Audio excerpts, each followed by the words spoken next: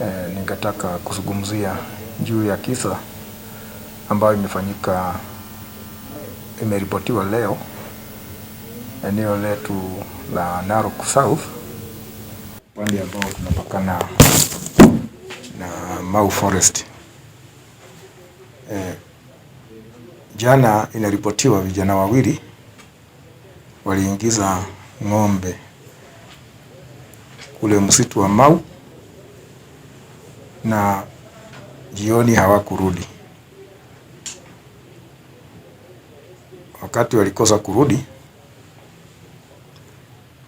wazazi wao wakaripoti hiyo maneno asubuhi, na pia wakaungana kwenda kuwatafuta katika huo msitu wa Mau.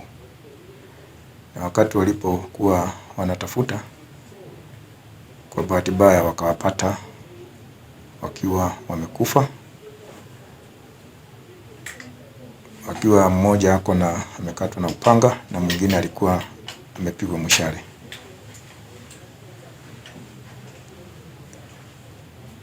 Baada ya kupatikana, walipiga ripoti kwa polisi, na polisi wakaenda huko kufuatiliza hiyo maneno, na ndio wakakuta ni kweli watoto wamewawa, na hawajulikani waliwawa katika hali gani, kwa sababu eneo ambalo walipatikana ni eneo la msitu ndani ya Mau Forest. Jambo la kwanza, hiyo ni eneo ambalo halitakiwi liwe na mtu yeyote katika hiyo msitu, kwa sababu tulitoa watu walitoka kwa hiyo msitu, na hakutakiwi kuwe na any human activity.